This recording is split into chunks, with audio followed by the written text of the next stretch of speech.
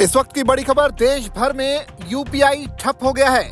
UPI की service में दिक्कतें आ रही हैं। लोग पेमेंट नहीं कर पा रहे हैं क्योंकि गूगल पे और फोन पे जैसी जो यूपीआई की जो सर्विसेज थी उन पर अब पेमेंट अटक गई है। इस वक्त की बड़ी खबर, देश भर से यूपीआई पेमेंट की जो दिक्कतें थी वो सामने आने लगी हैं और इस वजह से लोग परेशान हो रहे हैं क्योंकि जो ग्लिच सामने आई है वो कुछ बड़े बैंकों की तरफ से आई है, जिसमें HDFC bank, state bank of India, bank of Baroda और कोटक महिंद्रा बैंक शामिल हैं। यानी यूनिफाइड पेमेंट इंटरफेस यानी यूपीआई सर्विसेज जो है पूरी तरह से गड़बड़ी की वजह से अब लोग परेशान हो रहे हैं और गुरुवार सुबह से ही इस तरह की दिक्कतें कुछ एक जगह पर फेस की जा रही थी, जिसकी वजह से हजारों लाखों लोग जो है परेशान हो रहे हैं। और इसका बहुत बड़ा कारण है जो पेमेंट है वो एक दूसरे को ना कर पाना, ये एक बहुत बड़ी वजह इसकी मानी जा रही है। इसके अलावा ये जो गड़बड़ी हुई है यूपीआई की सर्विस में,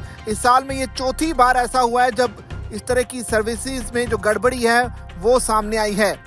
और ताज़ा मामले की जो गड़बड़ी पेश आई है वो है शाम के 7:45 से लोगों को दिक्कतें महसूस हुई कि यूपीआई की वो पेमेंट नहीं कर पा रहे हैं, जिसकी वजह से गूगल पे, फोन पे, पेटीएम और बाकी जो प्लेटफॉर्म्स थी उन पे ट्रांजैक्शन होना दिक्कतें सामने आने लगी। रात करीब 8:30 बजे तक के आंकड़ों की अगर बात की जाए तो करीब 2147 ऐसी शिकायतें सामने आई हैं, जिसके मुताबिक लोगों ने इस बात की कंप्लेंट ऑफिशियली की है कि उनकी यूपीआई पेमेंट में दिक्कत आ रही है।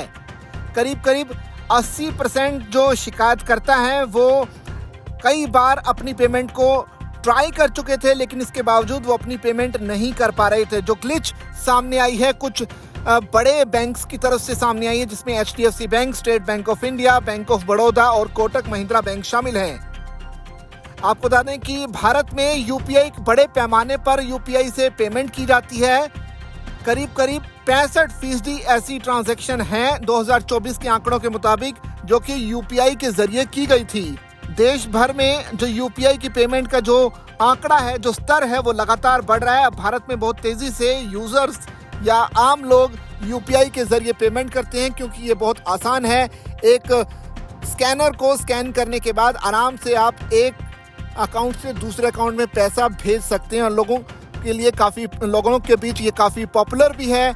इसके ज़रिए बहुत आराम से पेमेंट हो जाती है, जबकि क्रेडिट कार्ड और EMIs की जो वजह से भी हेल्थ सेक्टर, एजुकेशन और ऑटोमोबाइल्स के जो सेक्टर्स हैं उनको काफ़ी हद तक इसका फ़ायदा मिला है इस यूपीआई पेमेंट की वजह से। लेकिन अब जबकि यूपीआई पेमेंट में दिक्कतें पेश आ रही हैं तो इस वजह से लोग परेशान हो रहे हैं, एक दूसरे की पेमेंट को नहीं कर पा रहे। और इसके अलावा कुछ बड़े बैंकों की तरफ से एश्योर किया गया है कि जल्द से जल्द इस समस्या को ठीक किया जाएगा।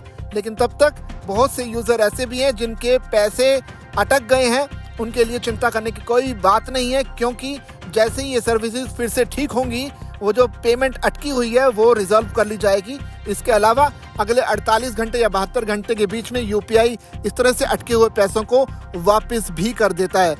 आपकी इस पूरी खबर पर क्या राय है, आप कमेंट करके हमें जरूर बताइए और बने रहिए दैनिक जागरण के साथ।